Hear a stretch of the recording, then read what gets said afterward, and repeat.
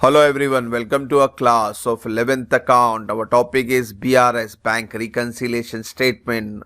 Today we are going to solve question number 7 with question and answer. इसके पहले के video बच्चों आई button में चेक करें, नीचे डिस्क्रिप्शन में लेंगे वहां भी चेक करें. तो चलते हैं क्वेश्चन नंबर 7 की तरफ. On 31st January 18 bank balance as per cash book दिया हुआ है 40,000. But passbook was showing some other balance, यानी पासबुक में अलग है, कैश बुक बैलेंस दिया हुआ है.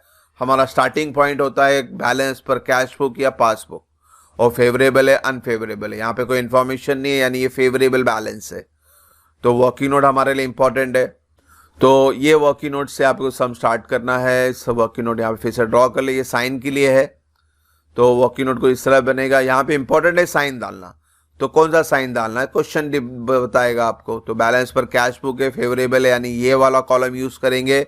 माइनस प्लस माइनस प्लस, तो यहाँ लिख देते हैं माइनस प्लस, इसको हटा देते हैं. तो ये जो साइन बताया था अभी, इसको साइन इस्तेमाल करने के लिए होता है आपका.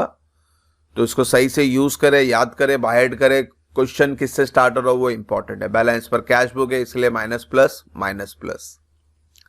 एनी हाउ वर्किंग नोट में आप नंबर 1 से स्टार्ट करेंगे. अभी चेक इशूड 1 लाख, आपने चेक दिया 1 लाख का. जनवरी महीना याद रखे, महीना जनवरी का, 1 जनवरी से 31 जनवरी, इसके बीच के ही ट्रांजैक्शन रिकॉर्ड करने, आगे पीछे नहीं. तो आपने चेक इशूड किया बच्चों 1 लाख का, जनवरी में इशूड किया. But a cheque of 50,000 only presented to bank for payment before January 31 18. यानी आपने तो चेक दिया, इशूड किया, आप दे रहे हो, यानी कैश बुक में फर्स्ट इफेक्ट हो रहा है पेमेंट साइड.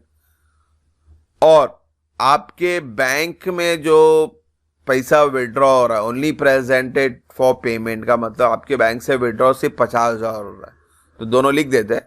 तो आपने तो दिया 1 लाख का चेक, है ना. जरूरी नहीं एक ही आदमी को दिया होगा, आपने 2-3 आदमी को दिया रहे, किसी को 20,000, किसी को 25,000, किसी को 50,000. तो अलग अलग तरह के चेक गए थे, अच्छी बात है. मगर उसमें से एक ही बंदे ने आपके अकाउंट से पैसा विड्रॉ किया 50,000 का. तो यह डिफरेंस आ गया ना. कैश बुक में 1 लाख बता रहा है, पासबुक में 50,000. तो बीआरएस का मकसद ये रिकंसील करो भाई, दोनों डिफरेंस है तो उसको सही कर दो. ठीक है, अच्छी बात है. थियोरेटिकल पार्ट था. अभी हमारे लिए क्या है, जब भी एक ही डेट पे 2 ट्रांजेक्शन आवे तो उसके लिए माइनस प्लस का इस्तेमाल करें. 1 लाख का साइन प्लस है, 50,000 का साइन माइनस है. अब बच्चों माइनस कर दें तो आंसर आया 50,000. और ये जो आंसर है 50,000 ये इंपॉर्टेंट है. इसका साइन क्या रहेगा, जो बड़ा अमाउंट है 1 लाख बड़ा था, प्लस था, इसलिए प्लस साइन डाल दिए. तो ये डिफरेंस है 50,000, इसकी एंट्री आपको पास करनी है. कहाँ पास करनी है, ऐड में, यानी ये कॉलम में पास करनी है. तो इसका मतलब है ऊपर की दोनों एंट्री को आपको सिंपल वे में कट कर देना, इसको पास करने की जरूरत नहीं है. ठीक है बच्चों. तो सिर्फ हमारी एंट्री आएगी 50,000 की. एनीहाउ आगे चलते हैं. नंबर 2 क्या बोलता है, cheque send to bank for collection 2 lakh, out of which cheque 80,000 only credited bank in January 18. अब cheque send to bank for collection, यानी सिंपल वे में आपने चेक डिपॉजिट किया बैंक में कि भाई हमारा पैसे हमारे अकाउंट में डाल दो. ठीक है, मतलब समझो कि चेक डिपॉजिट हो रहा है बैंक में, यानी सबसे पहले कैश बुक में एंट्री हो रही है बच्चों. आपको पता चला आपके हाथ में चेक आया 2 लाख का, और ये 2 लाख का चेक आपने बैंक में डिपॉजिट किया, अच्छी बात है. मगर बैंक में सिर्फ कितना क्लियर हो रहा है, ओनली क्रेडिटेड. कितना क्रेडिट किया बैंक ने, सिर्फ 80,000 रुपया. तो ये रीजन आपको समझना है कि आपको चेक मिला था 2 लाख का. ये भी एक ही चेक नहीं होगा, 2-3 चेक होंगे. कोई 50,000 का होगा, कोई 60,000 का होगा, कोई 80,000 का होगा. तो अलग अलग चेक होंगे, 3-4 चेक होंगे. आपने जाके बैंक में डिपॉजिट किया, मगर बैंक में सिर्फ 80,000 ही शो कर रहा है. तो रिकंसिलेशन करना पड़ेगा. 2 डिफरेंस है, एक ही डेट पे 2 अमाउंट आ रहा है, तो वही कैलकुलेशन, ये माइनस प्लस वाला. तो 2 लाख का साइन माइनस है और 80,000 का साइन प्लस है ना. 2 लाख माइनस था और 80,000 प्लस था. तो माइनस प्लस तो माइनस ही होगा, मगर जो बैलेंस आएगा उसका साइन क्या रहेगा, यहाँ पे माइनस रहेगा, क्योंकि 2 लाख बड़ा है तो बड़े अमाउंट का साइन लगता है. तो ये 1,20,000 आपको माइनस यानी लेस के नीचे लिखना है, और ऊपर के 2 लाख को कट कर दे, 80,000 को भी कट कर दे. एक ही डेट पे 2 अमाउंट नहीं लिखते, कट करते हैं.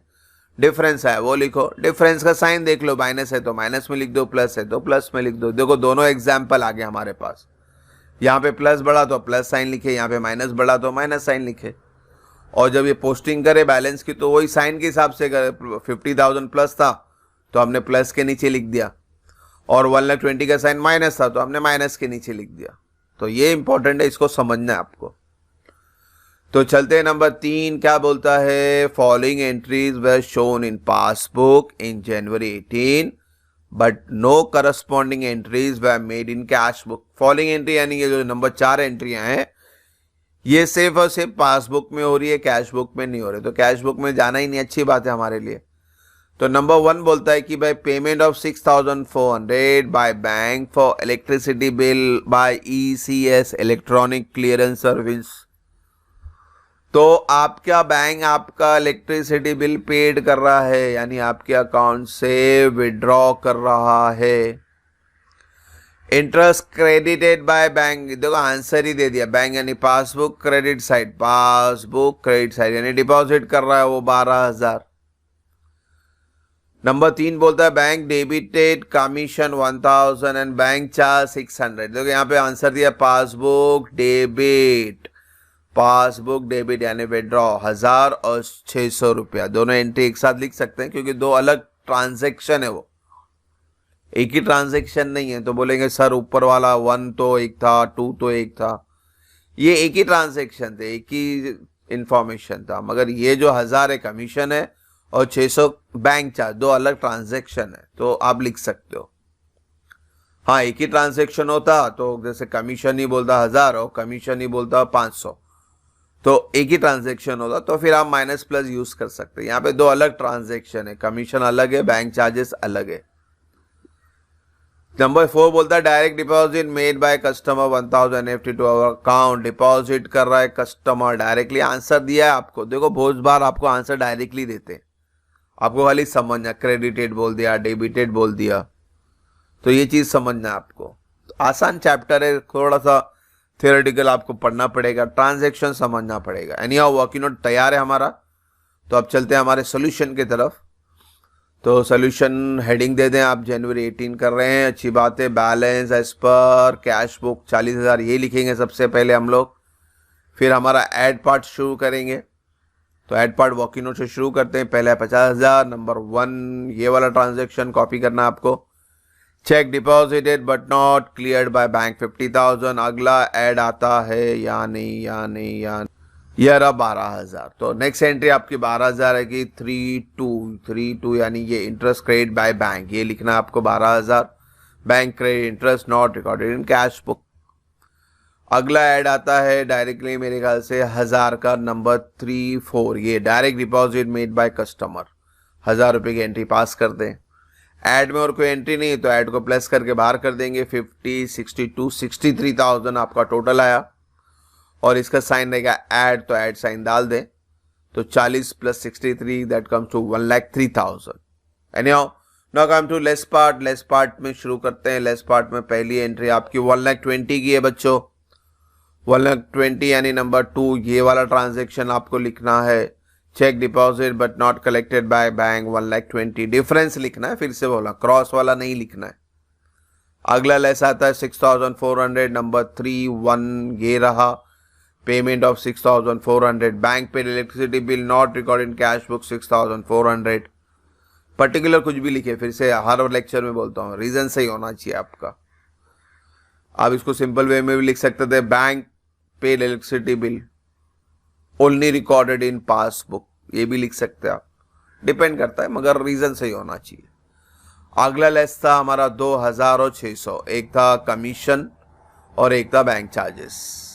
तो दोनों एंट्री आपको पास करनी है। लिखने का तरीका, amount debited by bank not record in cash book, एक कमीशन है और एक बैंक चार्ज है 1000 और 100, और कोई लेस में है ही नहीं, तो यानी ये भी मुकम्मल हुआ। तो टोटल करके बाहर कर दे 1,26,000, 27, 28, टोटल कम्स टू 1,28,000। बाहर टोटल लिखने के बाद साइन डाले कि भाई ये लेस का हेडिंग है, तो 1,28,000 का साइन लेस है।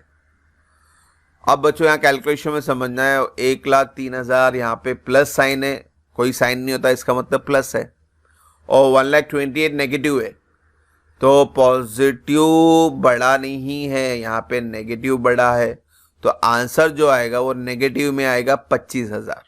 ठीक है, तो अभी यहाँ लिखना क्या है उसके लिए इंपॉर्टेंट है जब आंसर नेगेटिव हो जाता है। तो जैसे आप बैलेंस पर कैश बुक शुरू किए तो आपका आंसर रहता है बैलेंस पर पासबुक, ये आंसर रहता है, अच्छी बात है। मगर यहाँ पे आंसर नेगेटिव आ गया है तो आप बैलेंस पर पासबुक नहीं लिख सकते, आपको लिखना पड़ेगा ओवरड्राफ्ट एज पर पासबुक। ये चीज को आपको समझना है, इसलिए यहाँ पे इसको समझा रहा हूं मैं ध्यान से। अगर ये आंसर पॉजिटिव ही रहता तो आप बैलेंस पर पासबुक लिखते, मगर ये आंसर नेगेटिव हो गया है तो ये जो फंडा है बैलेंस पर कैश बुक, अपोजिट लिखना है बैलेंस पर पासबुक, उसको रिवर्स करना पड़ेगा तो ओवरड्राफ्ट एज पर पासबुक आ जाएगा। अगर ये पॉजिटिव रहता तो बैलेंस पर पासबुक, ये नेगेटिव है इसीलिए हमने लिखा है ओवरड्राफ्ट एज पर पासबुक। ठीक है बच्चों, होप सो यहाँ तो कोई डाउट ना हो। इंशाल्लाह नेक्स्ट वीडियो में जल्दी मिलेंगे। Thank you for watching the video. God bless you.